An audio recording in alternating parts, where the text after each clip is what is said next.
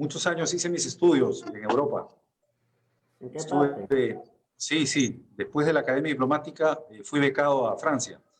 Ah, Francia, precisamente, Sí, París. sí, en París y hice estudios ahí.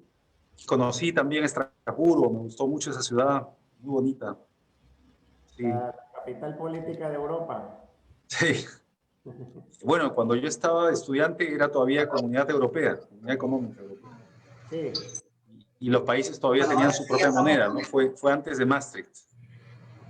correcto. Fue antes de Su Maastricht. excelencia, ya estamos en Sí, vivo en el Facebook perfecto. Live. Como habíamos acordado, vamos a darle la palabra al primer expositor, el doctor Alberto Blanco Uribe Quintero, de la hermana República de Venezuela, residente en la ciudad de Estrasburgo, en Francia. Por cuestiones de horario, le vamos a hacer la palabra al doctor Blanco Uribe para que haga su exposición magistral en primero y y nos brinde toda la conferencia, el cierre de este Congreso Internacional en conmemoración de los 50 años de la Resolución 2625 del 24 de octubre de 1970 de la ONU sobre los principios del derecho internacional para la paz entre las naciones. El doctor Blanco Uribe, es abogado magna cum laude de la Universidad Central de Venezuela, en 1983, consultor en Derechos Humanos, Derecho Ambiental, Paisaje y Patrimonio Cultural, especialización en Derecho Administrativo de la Universidad Central de Venezuela, especialización sobre contaminación y molestias de UPN de la Universidad Robert Schuman de Estrasburgo, Francia, de 1988, especialización en Derecho Ambiental y de la Ordenación del Territorio, DESS, de la Universidad Robert Schuman, Estrasburgo, Francia. Especialización en Derecho Público, Constitucional, Administrativo, Tributario e Internacional, DEA, de la Universidad Robert Schuman, Estrasburgo, Francia. 3 especializaciones en Justicia Constitucional, en Derechos Humanos, en Garantías Constitucionales, de la Universidad de Castilla-La Mancha, Toledo, España, 2006, 2007 y 2008. Profesor de pregrado y posgrado de Derecho Constitucional, del Sistema de Derechos Humanos, de Ambiente y Derechos Humanos y de Derecho Internacional Ambiental de las Facultades de Derecho de la Universidad Central de Venezuela, Universidad Católica Andrés Bello, de la Universidad de los Andes, profesor de Legislación Ambiental.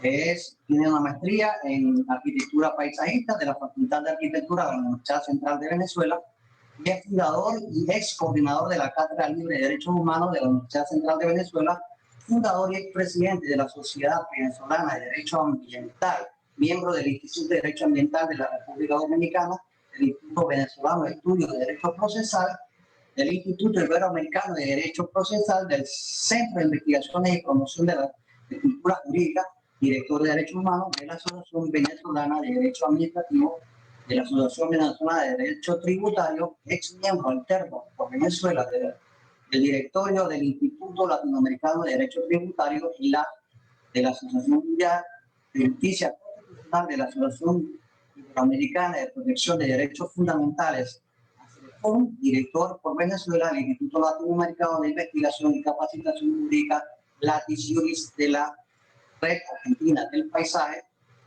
asesor internacional de la ONG Vitalis Latinoamérica, profesor Factor Cultura, miembro del Comité Científico del Proyecto Internacional Reconnecting Cultural Culture, conferencista internacional, profesor invitado en universidades de varios países, diversos estudios, miembro de la Asociación de Juristas de Iberoamérica, ASJURI, jurista y ciudadano americano, y eso abajo lo dice así, es la Declaración de Salamanca, España, 2018, ciudadano iberoamericano.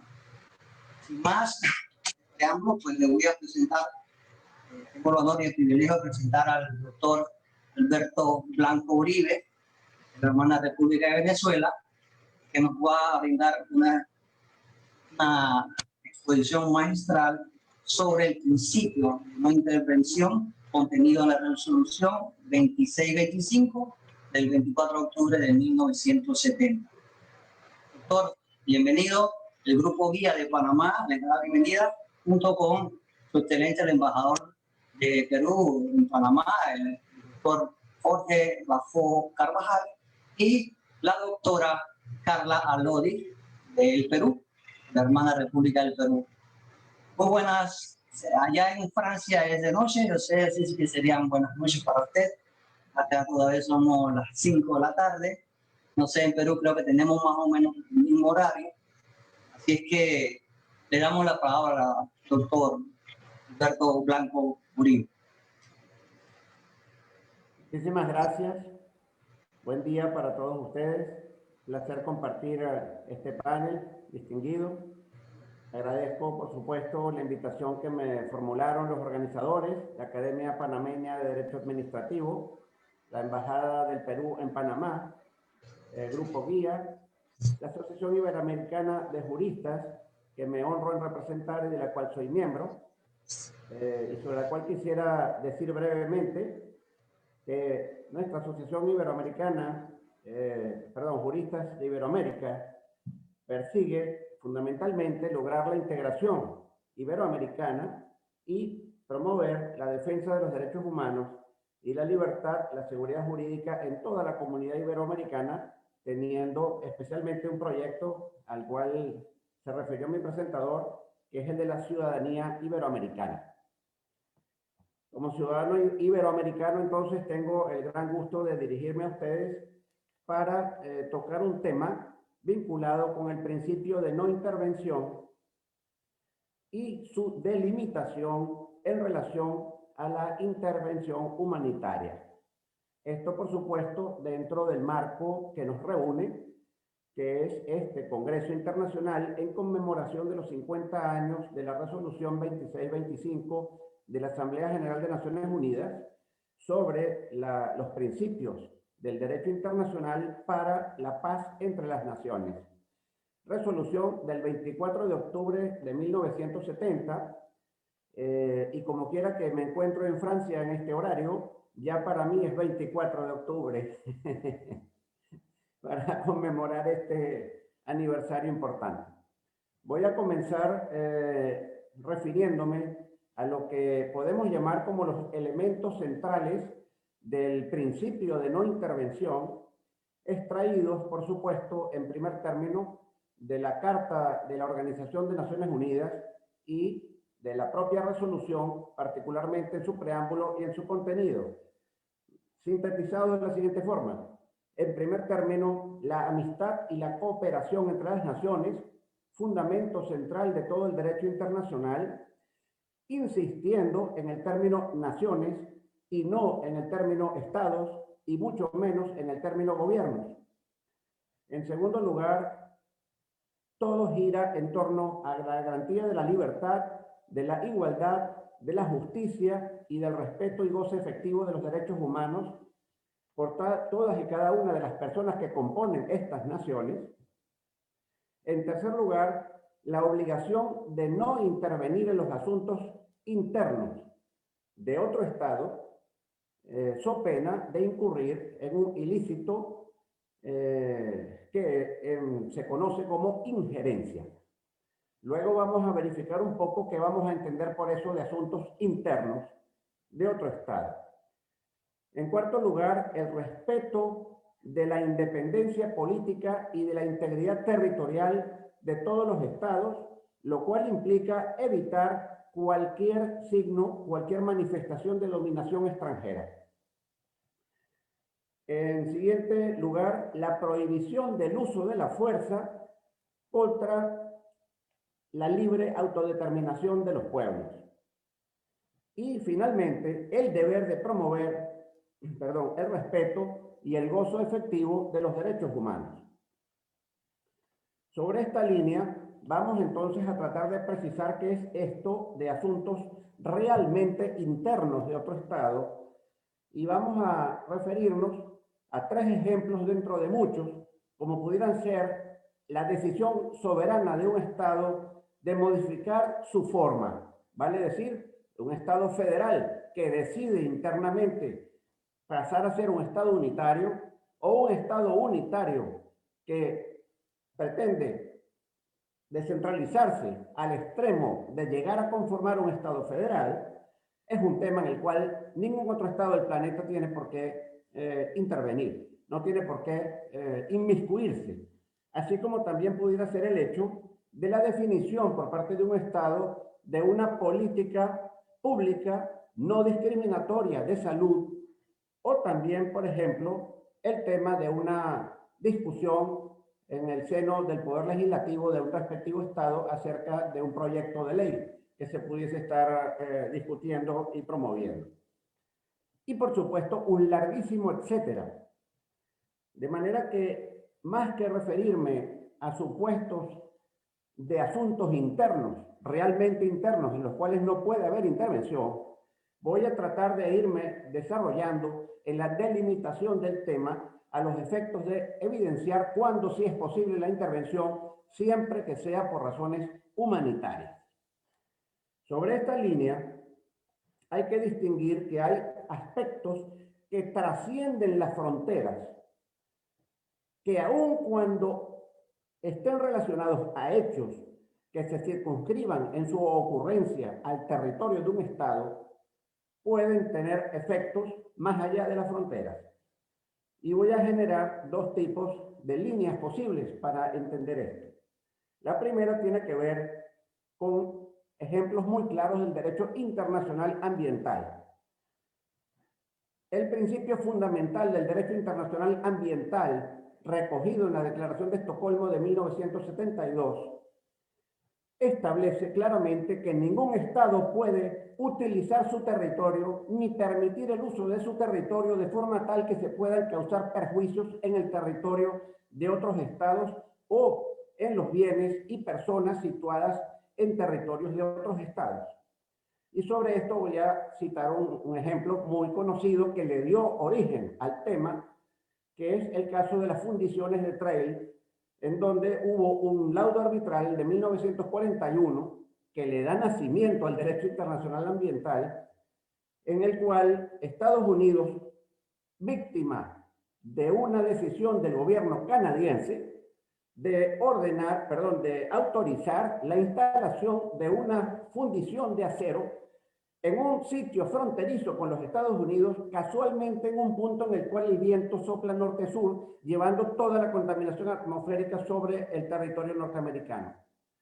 El laudo arbitral estableció precisamente que si bien el Estado canadiense era soberano y podía perfectamente autorizar actividades legales dentro de su territorio, no podía hacerlo de forma tal que los efectos negativos de esa actividad se manifestasen en el territorio de otro Estado, afectando personas y bienes ubicados en ese otro Estado. Entonces, no era un asunto interno y los Estados Unidos podían entonces generar una actuación que, si bien no era una intervención militar, obviamente, sí es una intervención, digamos, de orden jurídico o de orden lícito, que conducía a ponerle límites a la actuación del Estado canadiense en su propio territorio. Y lo mismo puede ocurrir, o lo mismo ocurrió, mejor dicho, en derecho internacional ambiental también, cuando el gobierno, las autoridades francesas, en los años 80, autorizan el vertido de cloruro de sodio derivado de la explotación de minas de potasio en la región de Alsacia, cloruro de sodio, sal común. Las autoridades francesas dijeron, no importa, lancen eso al Rin. Y se lanzaba eso al Rin. El Rin atraviesa Alemania completamente, no pasa nada, pero cuando llega a los Países Bajos, cuando llega a Holanda, donde no hay capas freáticas, no hay aguas subterráneas dulces, y su única alimentación de agua dulce es el Rin, entonces comenzaron con el efecto del regadío a perderse todas las cosechas, generó un problema de mercado, un problema agrícola, un problema de hambruna. Y esto conllevó, fíjense que no era un tema fronterizo, porque hay otro estado de por medio entre Francia y Holanda, como lo es Alemania, y sin embargo ahí se determinó también y se anularon las decisiones de las autoridades francesas por decisiones por sentencias del Consejo de Estado francés, pero por actuaciones de las autoridades holandesas que pidieron que esto ocurriera. Entonces la soberanía del Estado francés no le podía permitir llegar a asumir que era un simple asunto interno ordenar que se efectuaran esos vertidos de sal en el Rin con estos efectos. Y el otro extremo, al que me quiero referir con esto de intervenciones en asuntos que aparentemente son internos, pero que en realidad no lo son, es cuando estamos en el principio perdón, de conceptos y valores universales que son perfectamente cualificables con lo que se conoce como jus cogens, en virtud del principio pro homine, del principio del favor libertatis, del principio indubio pro libertas, y en definitiva por la extensión de estos principios a un concepto pro humanidad, que implica que existiendo la obligación de garantizar el respeto y el goce efectivo de los derechos humanos derivado de la Carta de Naciones Unidas, eso constituye a todos los estados del planeta en garantes de la libertad, en función del jus constitucionale comune latinoamericano, tremendamente desarrollado hoy en día y alimentado por el diálogo jurisprudencial entre las altas cortes de justicia y los tribunales constitucionales de todo el continente, y particularmente en diálogo también con la Corte Interamericana de Derechos Humanos y a su vez con la Corte Europea de Derechos Humanos, lo cual ha generado un corpus juris esencial y común en materia de protección de las libertades de las personas, todo fundado en la dignidad de la persona y en el principio pro homine. Ahora, teniendo claro esos dos aspectos, me voy a referir ahora al resto de la ponencia, sobre todo al tema de lo que es este corpus juris comune latinoamericano de carácter constitucional. Bien, el principio de no intervención no persigue proteger gobiernos, cuidado, y eso quiero que quede muy claro, al menos esa es mi perspectiva. No pretende proteger gobiernos, sino pueblos. La resolución habla de amistad entre las naciones, paz entre las naciones, es lo que se busca. No entre los gobiernos, que no son otra cosa que representantes del pueblo. Son representantes, no son los dueños de la actividad. Entonces, es garantía del principio de libre autodeterminación de los pueblos.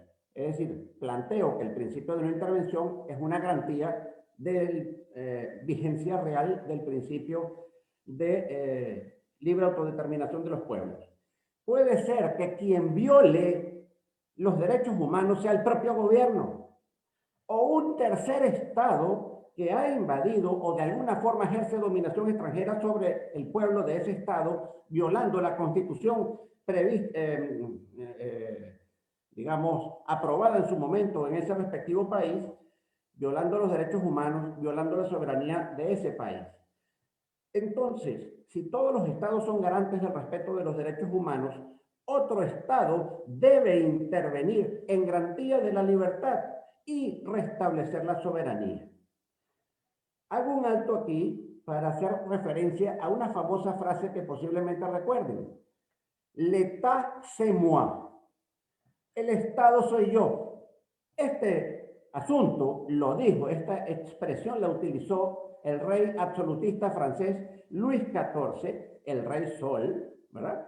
Cuando, tengo la fecha exacta, el 13 de abril de 1655, reunido con sus ministros, estos le dicen frente a una orden que él impartía, Su Majestad, eso es contrario a los intereses del Estado.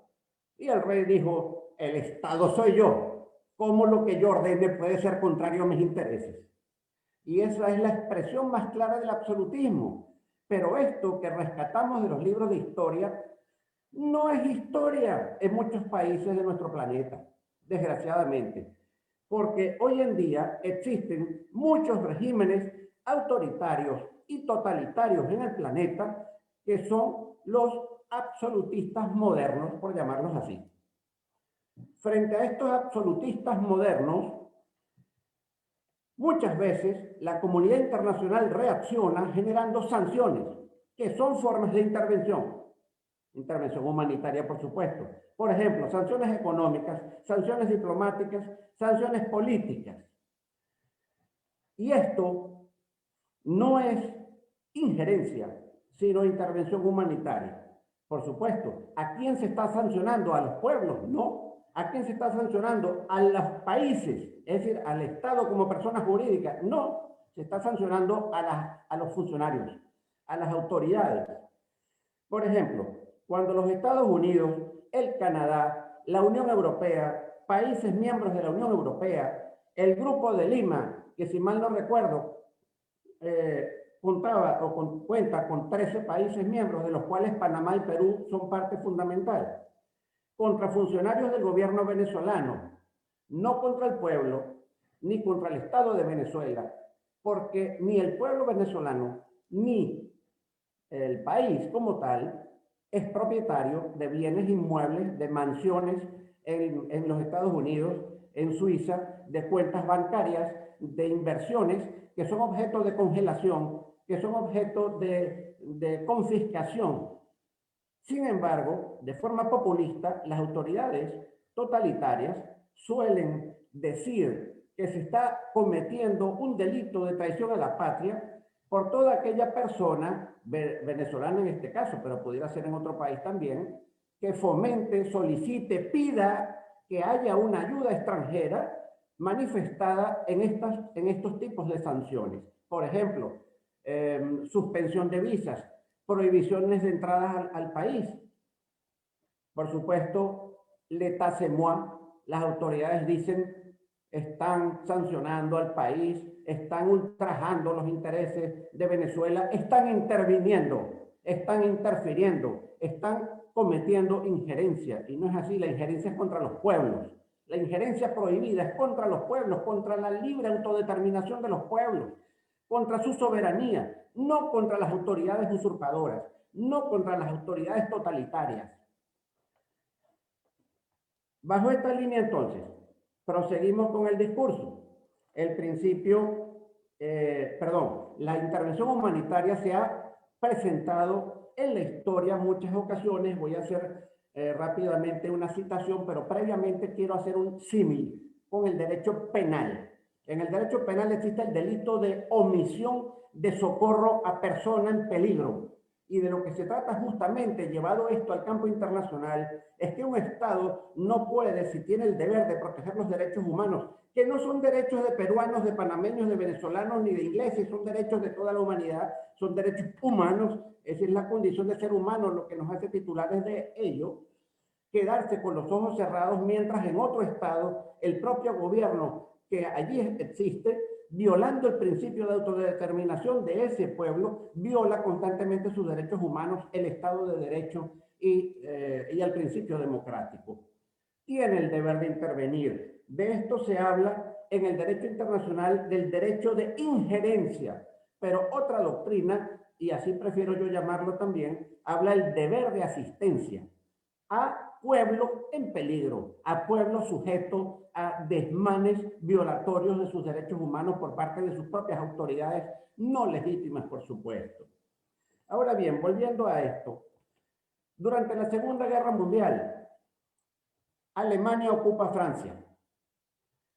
Francia tuvo un gobierno títere manejado por Alemania desde Vichy, y en París quien gobernaba en verdad era el comandante general alemán. Pues bien, el general de Gaulle se va a Londres, es el líder de la resistencia política y constituye un gobierno en el exilio. Gobierno que no fue producto de un proceso electoral, ¿verdad? No vamos a hablar de un principio democrático que los franceses pudieron ir a elegir a de Gaulle como presidente encargado en Londres. No, eso no fue así. Fue una cuestión fáctica. Y él pide ayuda a Inglaterra y a Estados Unidos.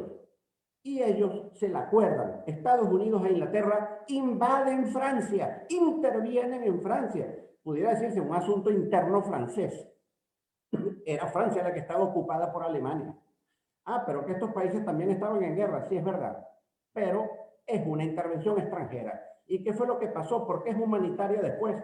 Porque una vez que sacaron a los alemanes, se garantiza el restablecimiento de la democracia, viene el proceso democrático que genera la Constitución de 1946 y Estados Unidos e Inglaterra no se quedaron con 1 kilómetro cuadrado, ni siquiera con 1 metro de territorio francés, ni interfirieron de ninguna otra forma en el libre ejercicio de la autodeterminación del pueblo francés. Y lo mismo ocurrió con todo el resto de Europa, que luego fue ayudada por el Plan Marshall, y los ingleses y los americanos se retiraron a sus países y se restablecieron los regímenes democráticos en cada uno de esos países que habían sido subyugados por Alemania. Cosa que no se puede decir igual en relación a la Unión Soviética, que después de haber liberado Europa del Este de los alemanes, se quedaron allí hasta 1989 con la caída del muro de Berlín, y ellos sí cometieron un auténtico atropello y una auténtica injerencia contra todos los estados del este de Europa, hasta fecha bastante reciente. Bien, ¿qué pasa también? Por ejemplo, otro supuesto que puede estar más cercano y mejor conocido para ustedes en Panamá, cuando los Estados Unidos intervienen y derrocan a Manuel Noriega en 1989 y luego se retiran del territorio panameño, y Panamá recupera su soberanía y reinicia la vida democrática nuevamente. Para Venezuela, lograr su independencia implicó primero financiamiento de los Estados Unidos y logística de Haití y de Aruba a Francisco de Miranda en 1806. El tema militar fracasó en ese momento, pero se logró generar un proceso que condujo a la elección del Congreso Constituyente de 1811 y al dictado de la Declaración de los Derechos del Pueblo del mismo año y la Constitución del mismo año. Por supuesto, viene la Guerra de Independencia, dentro de la cual fue fundamental la intervención de las legiones británicas que apoyaron a Bolívar en el proceso de liberación de todos los países, particularmente de Venezuela, en lo que estoy hablando ahora, entre 1811 y 1823. Y se logró el restablecimiento de las constituciones de 1811 y de 1819. Bien, entonces, intervención humanitaria puede ser provocada porque sea el propio gobierno o un tercer estado que viola los derechos humanos en un respectivo pueblo. Se pueden entonces producir sanciones de tipo político, diplomático, económico e incluso intervención de tipo militar. Es una intervención de carácter coercitivo porque se hace sin el consentimiento del gobierno respectivo. Obvio, ¿cómo le va a dar un consentimiento para que invadan y lo destituyan? Por tanto, esa es la diferencia con una acción humanitaria en operaciones de paz, en donde sí hace falta la autorización del gobierno respectivo. ¿Cuáles son los tipos de intervención humanitaria? El sistema de seguridad colectiva y la intervención humanitaria unilateral. La primera es a cargo del Consejo de Seguridad de Naciones Unidas. Una decisión que no sea vetada, por supuesto, por ninguno de los miembros permanentes del Consejo de Seguridad. Esto ocurrió en Somalia en 1991, en la ex Yugoslavia durante 1992 y en Ruanda en 1994. Y la intervención humanitaria unilateral es cuando no hay pronunciamiento del Consejo de Seguridad para la anterior, o hay un pronunciamiento vetado por alguna de las 5 potencias. En consecuencia, se pasa a esta posibilidad de la intervención unilateral, que puede ser a cargo de un Estado o de un grupo de Estados. Y esto ocurrió, por ejemplo, en Israel, cuando interviene en Uganda en 1976 para rescatar a unos israelitas que habían sido secuestrados en un avión, la operación Entebbe, que todos recordarán.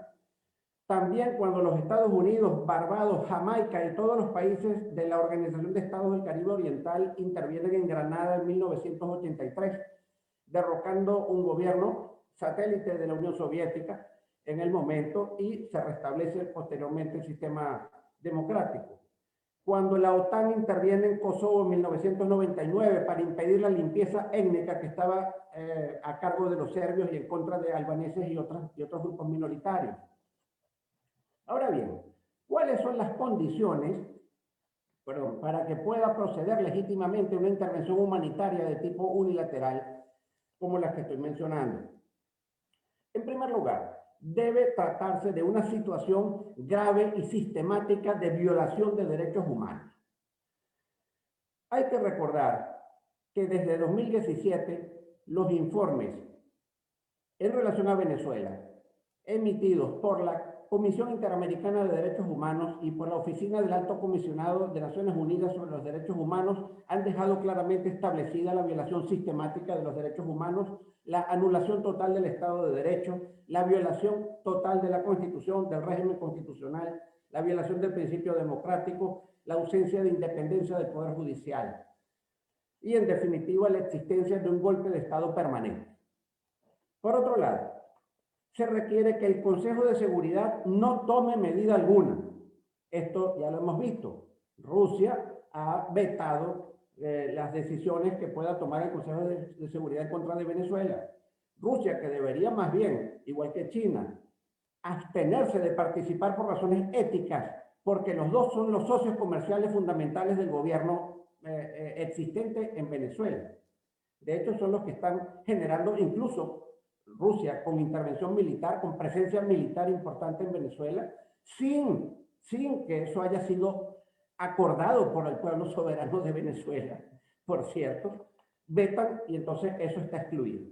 En consecuencia, sigue otro elemento, que estén agotados los medios pacíficos, tales como sanciones diplomáticas, sanciones políticas, sanciones económicas, sin lograr ningún efecto. Luego, que se respete el principio de proporcionalidad en las operaciones militares. Luego, que la intervención esté limitada en el tiempo y en el espacio. Es decir, que esté claramente destinada a un cometido previamente establecido, que una vez logrado y con la mínima intervención posible en el territorio de ese otro Estado, venga la retirada y, en consecuencia, se restablezca entonces el principio de libre autodeterminación de los pueblos y pueda entonces, en virtud del principio democrático, generarse un proceso electoral que conduzca realmente al restablecimiento de la Constitución. Y finalmente, que se informe al Consejo de Seguridad sobre lo hecho y también, en este caso, a la Organización de Estados Americanos. Yo quiero hacer referencia en este momento al derecho de rebelión, al derecho preconstitucional de rebelión, que en el caso venezolano está previsto en el artículo 350, que invita a los venezolanos a desconocer todo régimen o autoridad que contraríe el principio democrático y los derechos humanos. Es decir, invita a la Constitución en ese dispositivo a que el pueblo venezolano ejerza su libre autodeterminación, desconociendo un gobierno autoritario. Claro, ese gobierno autoritario domina las armas, domina las fuerzas represivas. El pueblo solo, ok, lo desconozco, pero ¿qué ha pasado con quienes han manifestado su derecho a la desobediencia civil y su desconocimiento? Y que además de eso han pedido sanciones económicas a los personajes del gobierno, los han tildado de traidores a la patria por aquello de que hablar contra mí es hablar contra la patria, porque l'état c'est moi, y en consecuencia volvemos a aquellos criterios de Luis XIV. Ya para terminar, a guisa de conclusión, estoy sobre el tiempo, quería manifestar que en mi concepto y en virtud de estos extremos que he expuesto y cuya atención les agradezco, el derecho internacional ya no es pura y simplemente el derecho de los estados. Es más, no es y jamás ha sido el derecho de los gobiernos. A pesar de las manipulaciones populistas de los absolutistas modernos, por supuesto. ¿Qué es entonces el derecho internacional? Es el derecho de las personas, es el derecho de los seres humanos. Y esto planteado desde los principios de dignidad humana, de libertad y de respeto de los derechos humanos. Se trata de construir un concepto de humanidad que es la causa necesaria de una verdadera amistad entre las naciones. Todo fundado entonces en el principio indubio pro libertas, el principio pro homine, extendido entonces a un principio pro humanidad. Agradecido entonces por su atención. Buenas referente a su ponencia magistral, el doctor Alberto Blanco Uribe.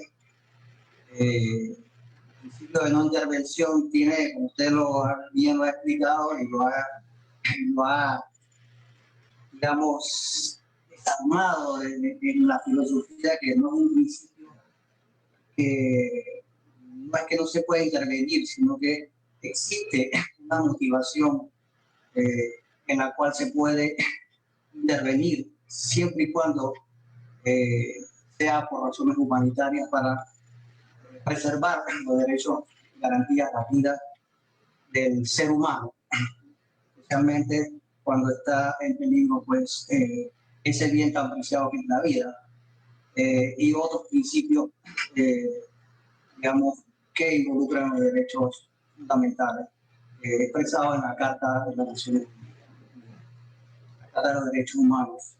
Le agradecemos su intervención. Yo no sé si todavía podría más adelante resolver alguna pregunta de los participantes. Si puede, pues si no, entonces le agradecemos, y además el grupo guía está muy agradecido con su persona, con el embajador de Perú en Panamá, con todos los participantes, la doctora Carla Lodi, que es la que es siguiente expositora, y así hacemos los lazos de amistad entre los pueblos latinoamericanos y americanos más grandes, mucho más fuertes, y siempre tratando de promover la academia, la amistad, la cultura entre nuestros pueblos. Así que le agradecemos, doctor Alberto Blanco Uribe, por esta ponencia magistral. Y si tiene el tiempo de disposición, pues entonces hay algunas preguntas de los participantes. Si tiene tiempo, pues, si no, entonces ahora le agradecemos mucho. Un honor y un privilegio. Bueno, el siguiente tema de la expositora, la doctora Carla Alodi, de la hermana República del Perú. Ella va a exponer su ponencia magistral sobre el principio de cooperación entre los estados. Todo eso es contenido en la resolución 2625 del 24 de octubre de 1970. Vamos a hacerle una lectura a su hoja de vida. La doctora Carla Alodi, de la hermana República del Perú, es abogada de la Oficina de Cooperación Judicial del Ministerio de Relaciones Exteriores del Perú, abogada de las Facultades Metropolitanas Unidad FMU de San Pablo, Brasil, y de la Universidad Nacional Mayor de San Marcos en Lima, Perú.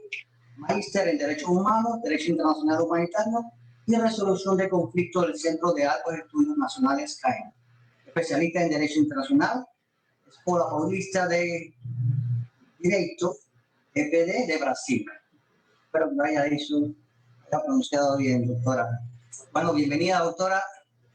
El grupo guía le da la bienvenida.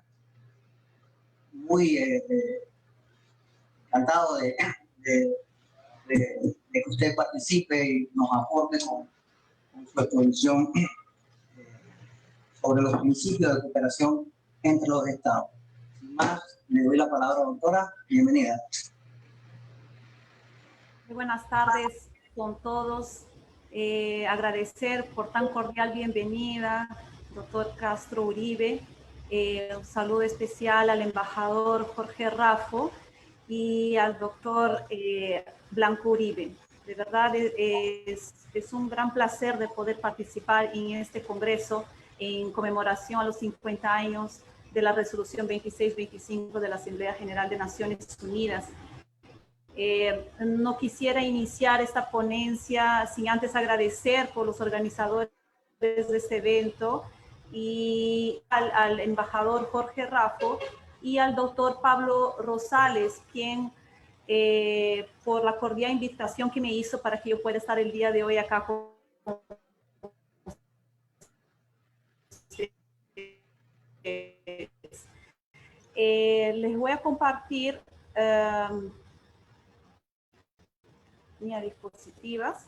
El día de hoy justamente se relaciona al principio de cooperación entre los estados en el marco de la resolución 2625. Básicamente, respecto a este principio, lo voy a señalar primeramente como sus antecedentes, ¿no? Explicar también su codificación y la real importancia de este principio, ¿no? En el marco del derecho internacional, pero también luego lo voy a relacionar este principio con una de las esferas de las relaciones internacionales, que es la área jurídica, la esfera jurídica, ¿no? Entonces voy a hablar un poco también la cooperación jurídica entre los estados, y para poder después finalizar mi ponencia.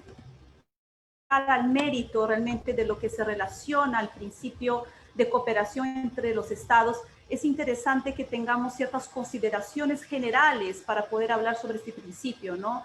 De acuerdo al fenómeno que estamos viviendo realmente con el tema de la globalización, este principio también acompaña la evolución de lo que es el derecho internacional, y obviamente con la globalización, con el desarrollo del comercio, ¿no? Con los avances tecnológicos, en varios sentidos, con la migración principalmente, ha ocasionado grandes fenómenos transfronterizos, ¿no? Que hoy en día es una realidad incontestable, y que realmente para poder regular estos eventos que van más allá de las fronteras, los estados necesitan cooperar.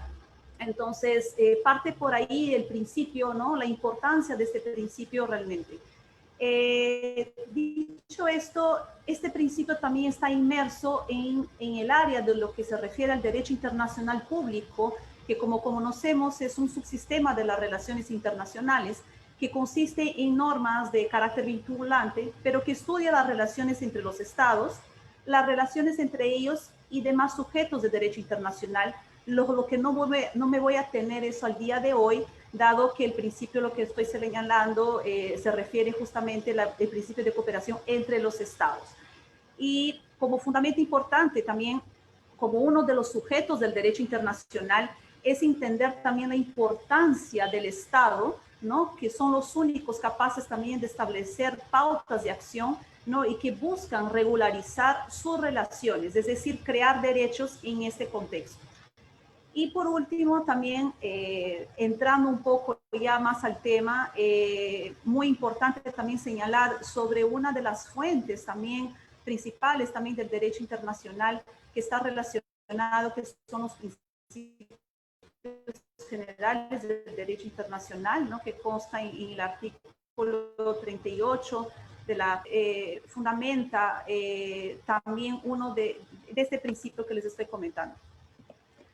Para poder entrar realmente en lo que señala esta declaración, les puse el texto en la íntegra realmente de lo que señala este principio, ¿no? Como pueden visualizar en el mismo título de lo que se relaciona esta resolución 2625, ya señala el principio de la cooperación entre los estados, ¿no? Declaración sobre los principios del derecho internacional referente a las relaciones de amistad y la cooperación entre los estados de conformidad con la Carta de Naciones Unidas. En líneas generales, el subrayado lo hice yo para que ustedes puedan visualizar la parte más importante, pero en líneas generales, el principio señala básicamente la obligación de los estados de cooperar entre sí en las diversas esferas de las relaciones internacionales, sea ella económica, social, cultural, tecnológica o de la ciencia, pero con la finalidad, ¿no? De resguardar y mantener la paz y la seguridad internacional en el marco de respeto universal de los derechos humanos, ¿no? Como cuando pueden visualizar también, leyendo realmente lo que señala esta declaración, este principio tiene carácter general y realmente tiene una magnitud a las diversas áreas de las relaciones internacionales.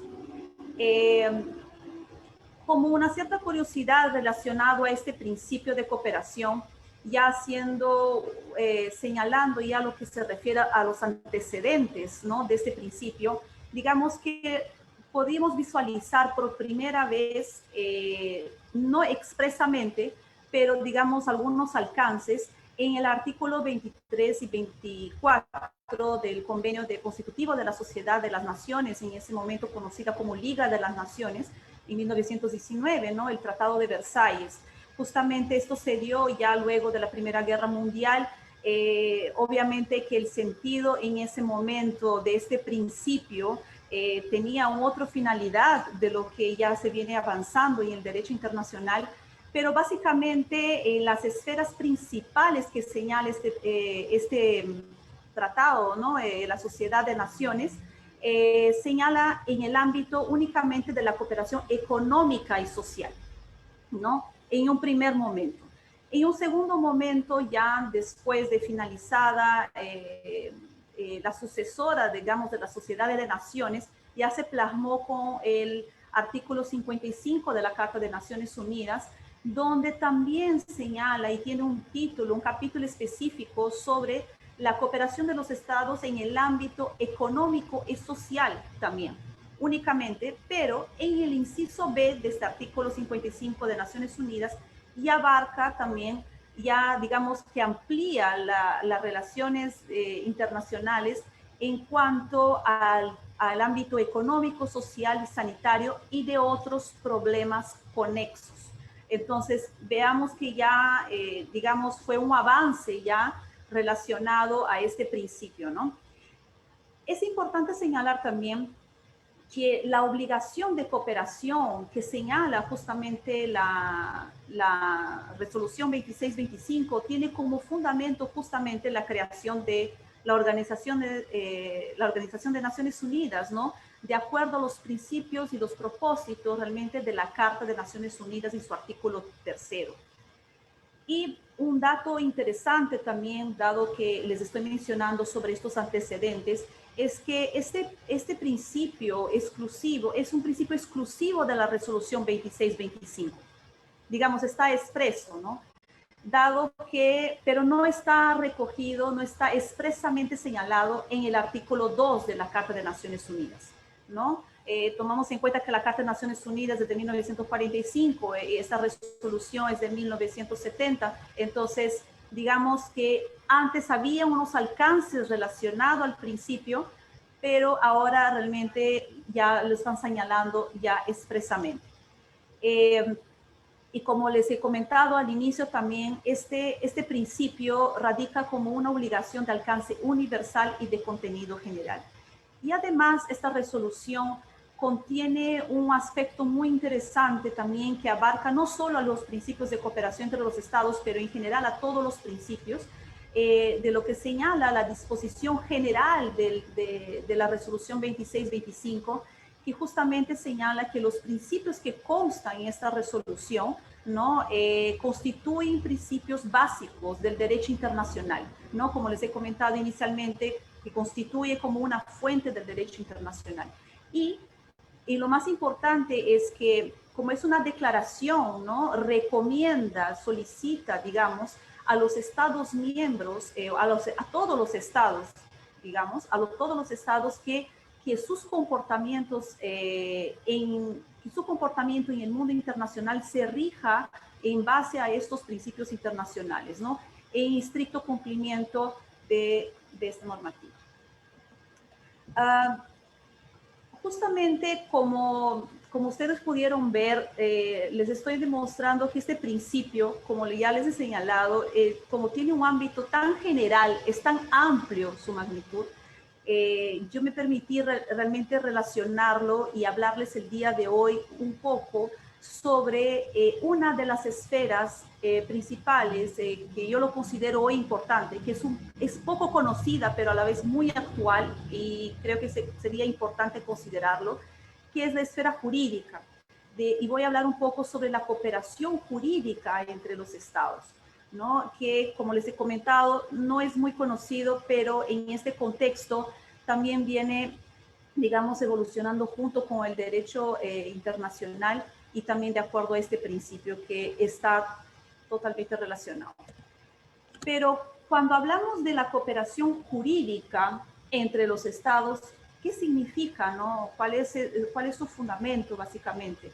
La cooperación jurídica internacional o cooperación jurídica entre los estados justamente consiste en el apoyo, en la cooperación entre que brinda los órganos jurisdiccionales de diferentes estados justamente para poder facilitar el proceso judicial, ¿no? Entonces, vean la magnitud también en la esfera jurídica de cómo eso también se vuelve importante en este contexto, ¿no? Y justamente la cooperación jurídica nace de una necesidad de formular una respuesta, ¿no? Frente a varias transformaciones que viene acompañado obviamente con la globalización, con la migración y también con los grandes, el crecimiento, por ejemplo, de los crímenes transnacionales que ya abarca realmente, escapa de las fronteras para que nosotros podamos afrontar. Y esto realmente, dado que es una realidad realmente también incontestable a nivel jurídico, esto ha generado realmente diversos problemas de relaciones entre los estados y los ciudadanos también en diferentes países, ¿no? Entonces, es un punto que se tiene que ver y es un tema realmente importante que lo podamos contextualizar. La cooperación jurídica se puede dar a nivel penal y a nivel civil, ¿no?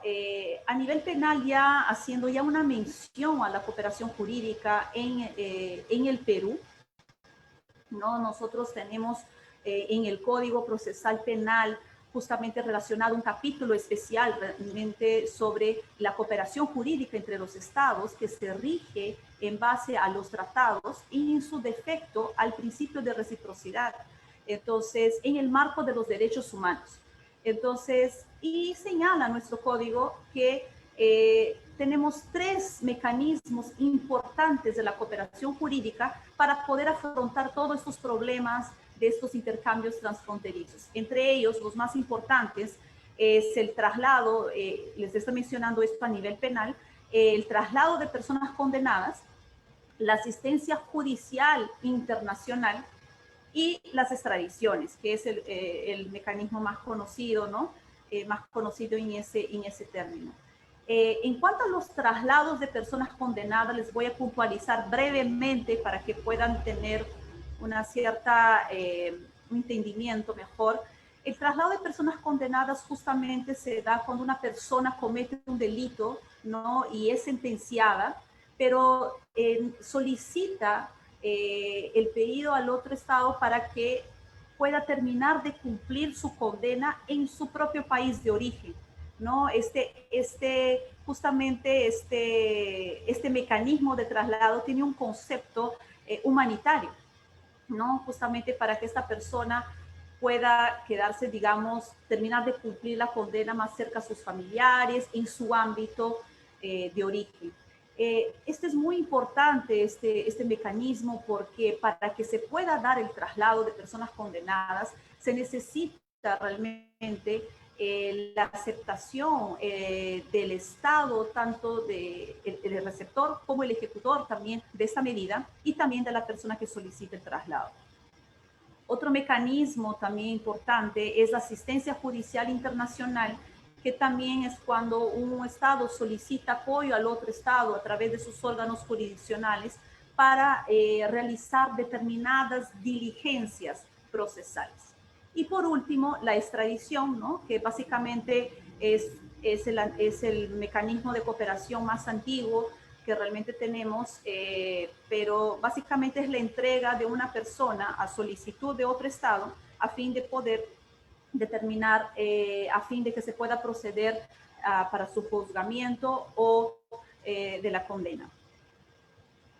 No solo a nivel penal tenemos la cooperación jurídica, también tenemos a nivel civil. En el caso del Perú, nosotros tenemos lo que son las llamadas cartas rogatorias y que son sumamente importantes el apoyo, la colaboración de los estados para poder solucionar problemas importantes como los alimentos, tenencias y varios procesos internacionales que se dan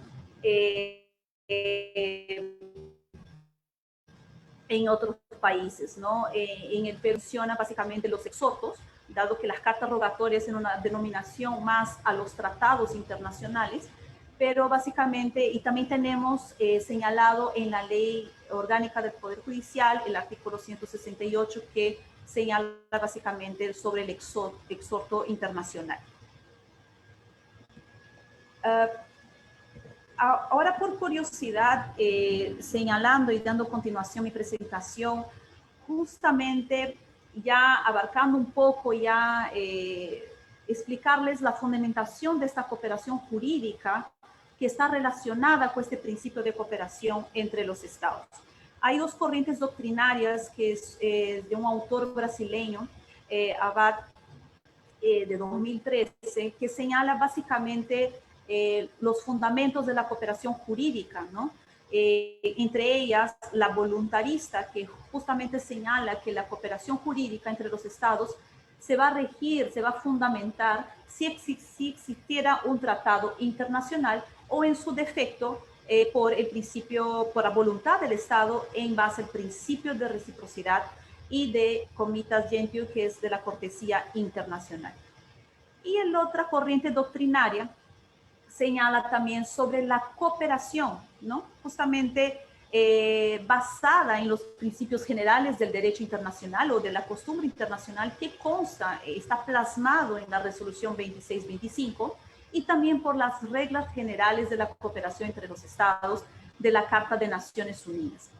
Es importante ver esta corriente doctrinaria porque está fundamentado y ya señala la importancia de cómo este principio de cooperación también rige en la esfera jurídica, ¿no? Entonces, justamente lo que señala la Carta de Naciones Unidas, el deber de cooperación, ¿no? Justamente plasma en el artículo 3 y que está relacionado a la cooperación jurídica internacional.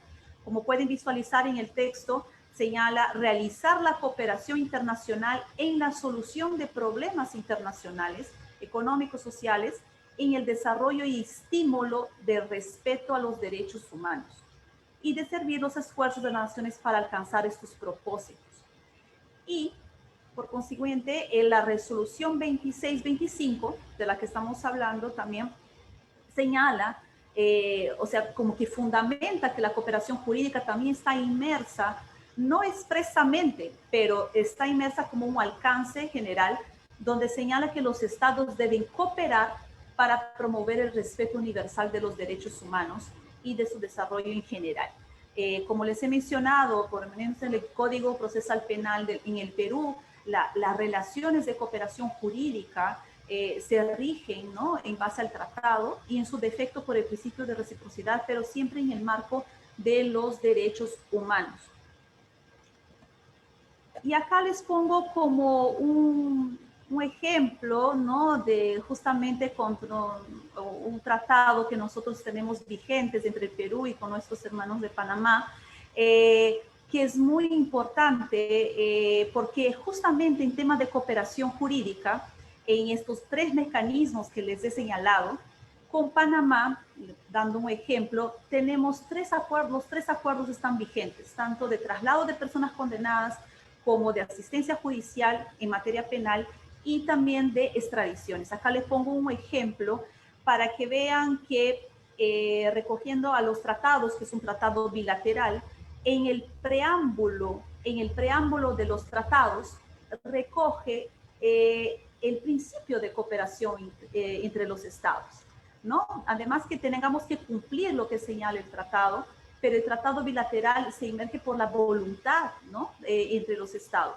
Entonces podemos ver, por ejemplo, principalmente en el Tratado de Asistencia Judicial en materia penal que tenemos entre la República del Perú y la República de Panamá, donde señala que en adelante las partes deseosas de mantener y reforzar los lazos de amistad que unen a los dos países y particularmente en la esfera de la cooperación en materia penal, han decidido suscribir un tratado. Y también señala de la misma manera, ya dando un enfoque un poco más humanitario, es el tratado entre Perú y Panamá sobre traslado de personas condenadas, que señala justamente la intención entre los dos países de conscientes de los profundos vínculos históricos, traducirlos en un instrumento jurídico entre la cooperación entre los estados, pero básicamente de lo que refuerzan este mecanismo de FLIP en su país de origen. Y para ya poder llegar a la parte de conclusión, les he dado un panorama bien general para que ustedes puedan visualizar la importancia de este principio con la cooperación jurídica entre los estados. Es que podemos concluir varios temas importantes, ¿no? La primera de ellas es que es inevitable decir que la evolución descrita realmente de ese principio de la reducción, en la resolución 2625 ha sido de particular trascendencia en el derecho internacional. Este principio de cooperación entre los estados en la resolución 2625 consiste en una obligación de alcance y contenido general.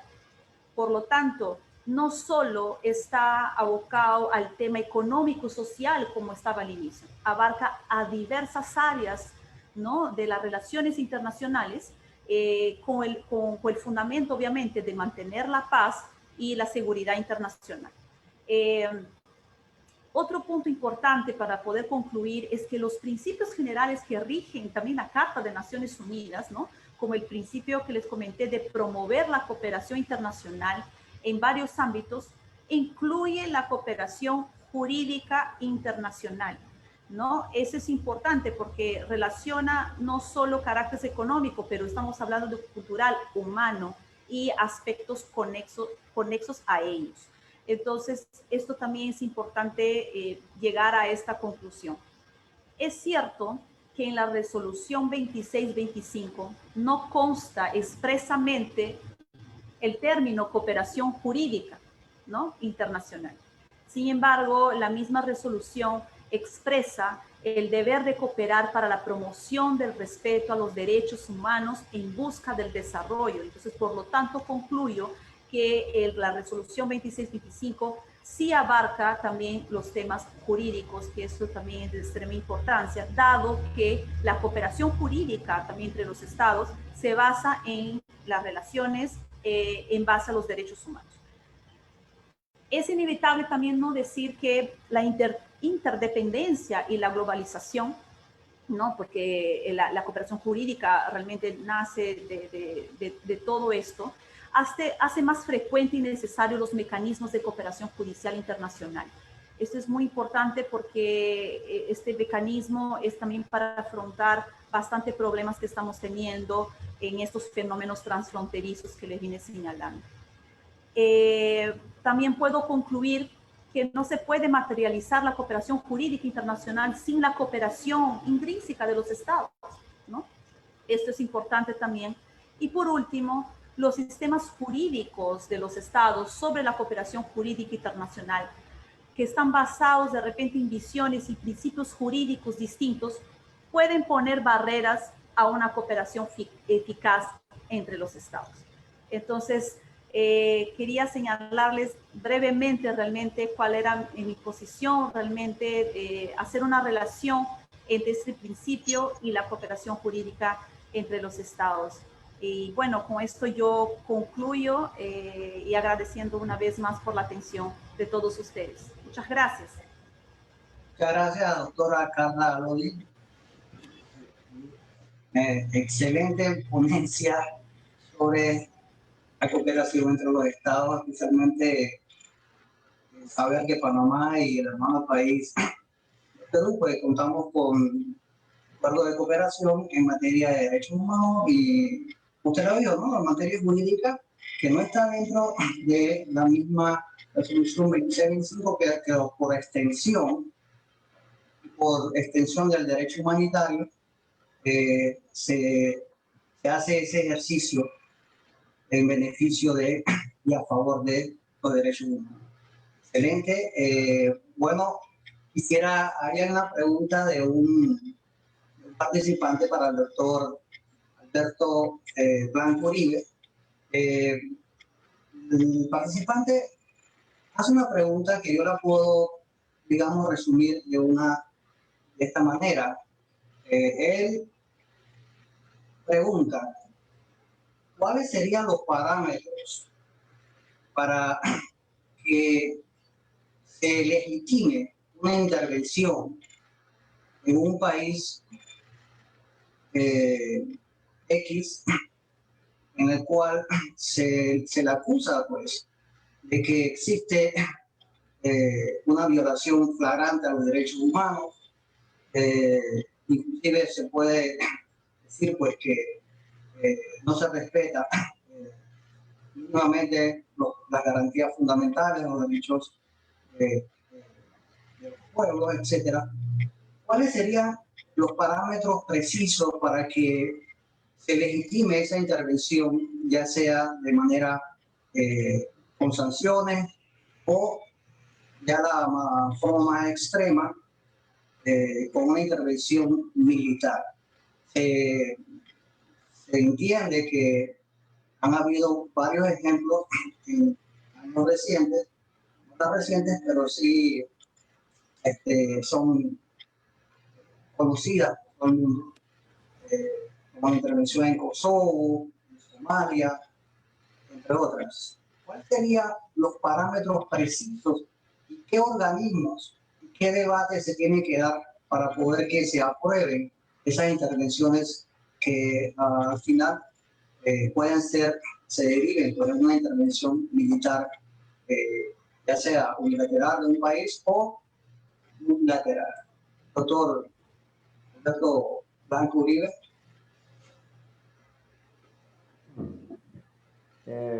Muchas gracias por la pregunta. Vamos a tratar de responderla. Por supuesto que el tema de la intervención, cuando es vía, digamos, llamémosla así, pacífica para distinguirla de la militar, a través de sanciones, perdón, a través de sanciones de tipo diplomático, económico y político, por ejemplo, no hay tanto resquemor en proceder como cuando se trata de una intervención militar. Digamos que el máximo de resquemores, el máximo de dudas se presentan justamente cuando se va a la última ratio, que en este caso no sería el derecho penal, sino la intervención militar. Y lo que más pone dudas justamente es ese tema. Si voy a proceder en esos términos, ¿cuáles son los parámetros para entender que yo voy a ser bien visto por la historia, digámoslo así? E incluso no solo por la historia, sino por mis contemporáneos, que yo no estoy obrando como Estado fuerte interviniendo para proteger mis intereses mezquinos, para colocar un gobierno títere allí a mi favor, usurpando la soberanía de ese país, para favorecerme de sus recursos naturales, etcétera, etcétera. Esos son, digamos, los temores de la intervención. Quizás un poco también cuando en materia penal una persona ve que están agrediendo a otra, o en su criterio hay una agresión, porque pudiera no haberla, a lo mejor es un trato cotidiano, como la violencia está tan generalizada hoy en día y muchas víctimas no se quejan de ello, ni siquiera se reconocen como tales. ¿Es que yo debo intervenir o no? ¿Es que si yo intervengo soy yo realmente el agresor o soy yo el que está salvando la situación? Entonces, por supuesto que cuando la intervención se hace por la vía del mecanismo colectivo, pues ahí estoy, digamos, curado en salud, como quien dice. Pero cuando la intervención es de carácter unilateral, bien sea por la intervención de un único Estado o por la intervención de varios, obviamente que el Estado que intervenga tiene que tener una fuerza militar mucho más grande que la que tiene el gobierno implantado en el lugar, porque de lo contrario no tendría sentido, ¿no? Entonces, esos parámetros son muy difíciles de precisar. Y los ejemplos históricos que yo mencioné son los que nos pueden situar en la realidad de que eso es posible siempre y cuando se obre de buena fe, que es uno de los principios fundamentales del derecho y también del derecho internacional. Cuando Francia es invadida por los Estados Unidos, posteriormente se le dio la la posibilidad de retomar la vía democrática por intervención de su propio pueblo en ejercicio del principio democrático. Eso es un hecho. Y en otros ejemplos que hemos visto también, ¿cuánta gente no seguirían matando los serbios si no se hubiese intervenido en Kosovo, por ejemplo? Es que debo permanecer con los ojos cerrados mientras estoy viendo que yo pudiese ponerle un alto a una situación y no lo hago, simplemente porque yo pueda quedar mal.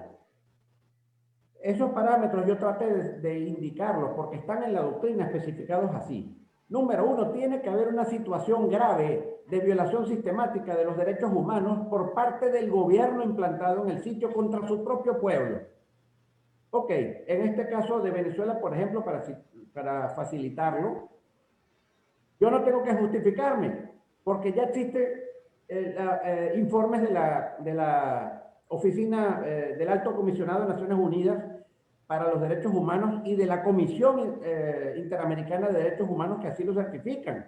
Es decir, yo tengo allí un apoyo claro de orden internacional y de orden especializado en la materia de los derechos humanos. Ni siquiera son las opiniones de unos o de otros, o las ONGs, porque hay que ver que Amnistía Internacional, bueno, tantas ONGs, tanto del país como internacionales, han evidenciado la violación de derechos humanos. Entonces, que el Consejo de Seguridad no haga nada es un hecho. Que se hayan agotado los medios pacíficos, bueno, ¿quién define que se agotaron? La historia y el que interviene.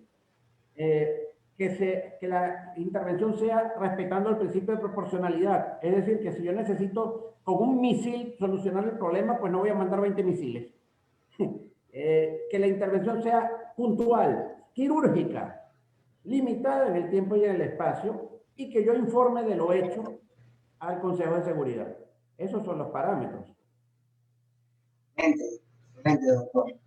Bueno, yo creo que la explicación y la respuesta pues contundente, yo pienso que se ha cubierto el concepto de la cual se podría derivar una legitimación de una acción que en otros momentos pudiera ser una intervención no legal o no legítima o no con el fondo humanitario, sino que pudiera darse de una manera, digamos, mezquina de parte de algún Estado que, queriendo proteger sus intereses, se arropa el manto de la intervención, pero no con la precisión como usted lo acaba de decir.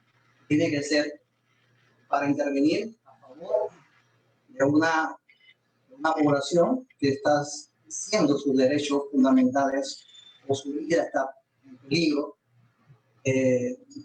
Digamos, cuando existe igual también allá como en Kosovo, creo que la resolución de la OTAN en esa época era que había una limpieza étnica, prácticamente un genocidio, y ellos intervinieron. Igual, vamos a ver, como ya bien indicó, en Francia, si Estados Unidos, los aliados no invaden Francia en 1944, el 6 de junio, la Operación Overlord, Francia no hubiera dejado de existir como Estado, como nación. Quizás una de las más grandes victorias de la humanidad pues, fue acabar con el nazismo y la teoría de la supremacía de la raza aria. Muy excelente la respuesta, doctor. Y voy a preguntarle aquí a la doctora Carla Aloy una pregunta también del público que voy a tratar de interpretarla porque es bastante...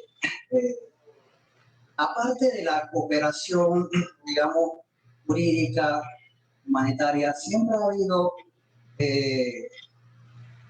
una tendencia últimamente, pues, por la globalización, de hacer diferentes, digamos, tratados o convenios de cooperación, no solamente en materia jurídica o social, sino en todas las otras esferas del quehacer mundial.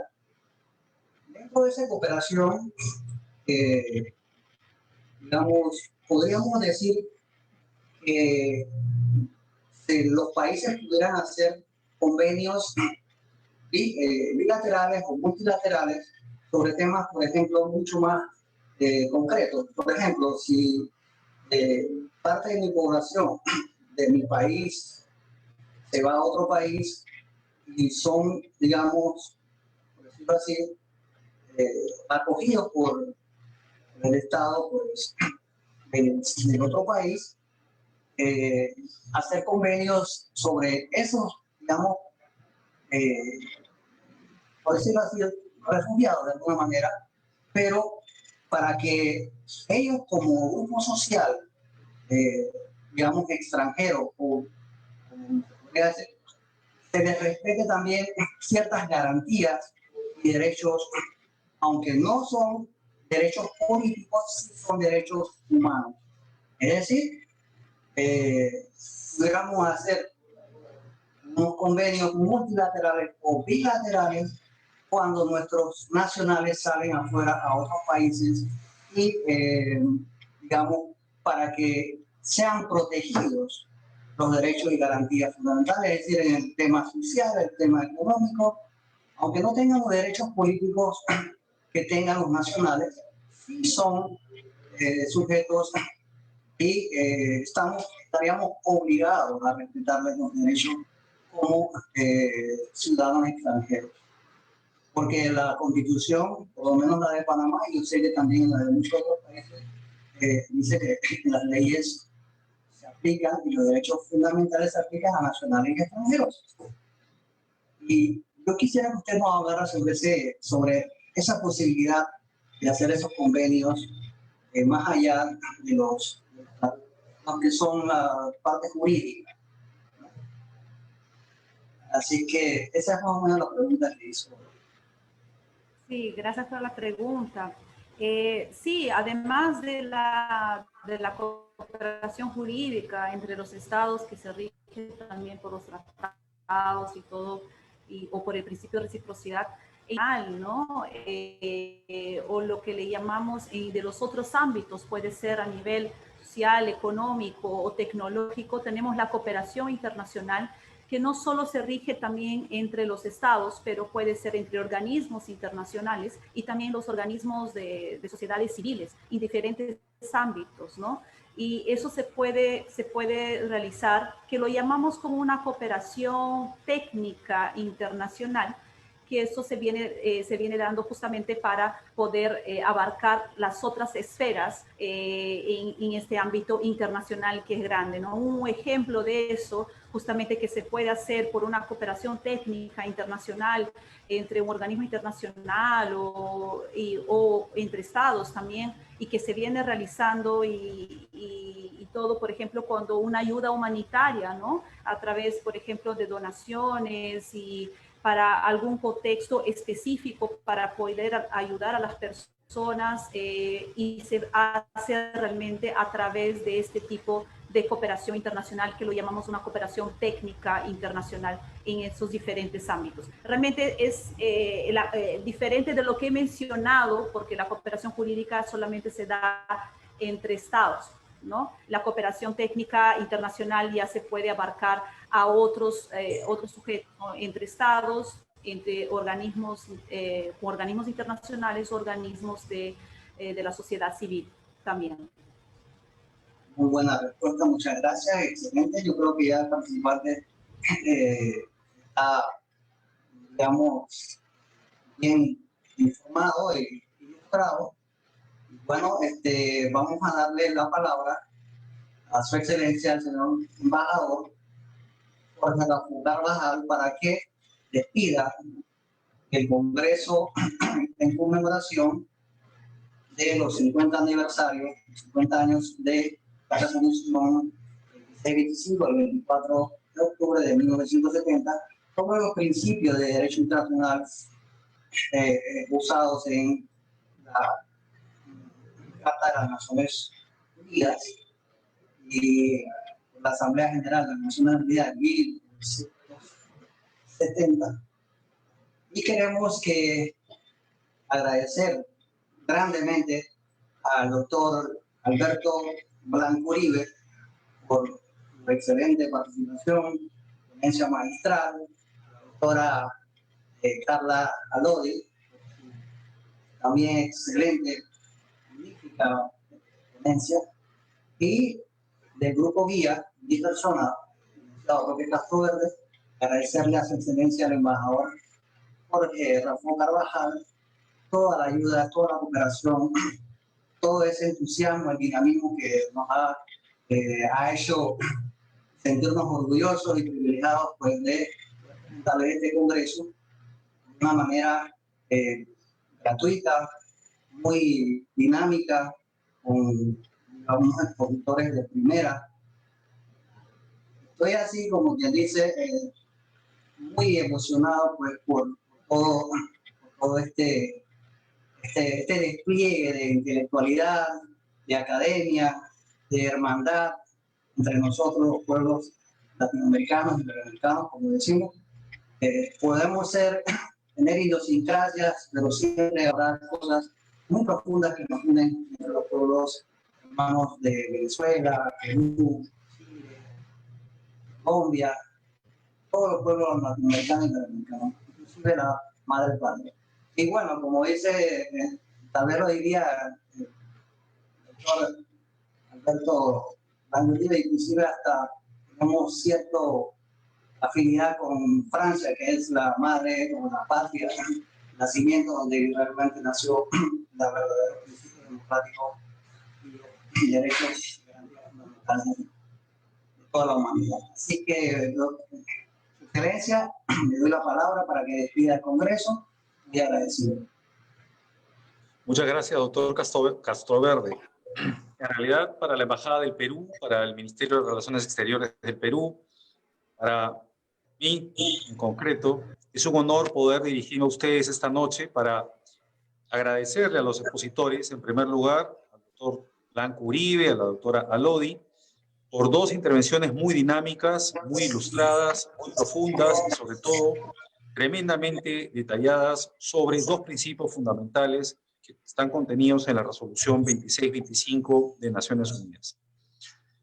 Son principios que indudablemente van a construir un mundo mejor, eso confiamos todos los abogados dedicados al derecho internacional, y estoy seguro que estos principios contribuirán a que América Latina también adopte rumbos propios en la creación intelectual de sus derechos fundamentales. Hemos tenido 3 días de jornadas donde empezamos con el desarrollo del principio de igualdad soberana, luego seguimos con el principio de libre determinación de los pueblos. En la segunda jornada se trabajó el tema de la prohibición de amenaza y uso de la fuerza, conjuntamente con el principio de resolución pacífica de controversias, y hoy realmente con broche de oro estamos cerrando el tercer día de conferencias con el principio de no intervención y el principio de cooperación entre los estados.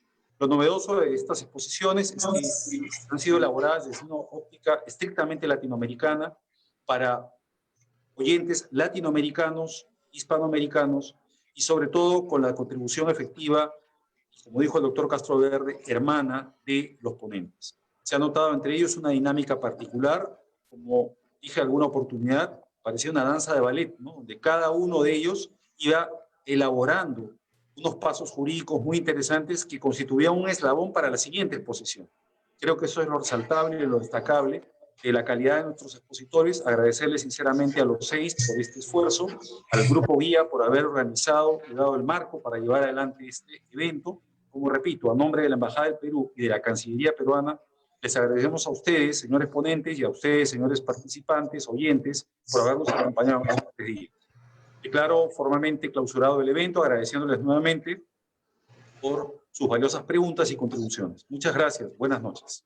Muchas gracias. El Grupo Guía le da las gracias a todos los participantes, a su excelencia, al doctor Alberto Blanco Uribe, a la doctora Carla Alodi y a todos los participantes por ver y nutrirse de tan magistrales exponencias. Sentimos que hemos cumplido con las expectativas de los participantes y el Grupo Guía pues le da las gracias y se despide a ustedes, licenciado Roque Castro Verde, agradeciéndole tu excelente presentación. Chao, hasta luego, que les vaya bien. Gracias, hasta luego. Hasta luego. Gracias.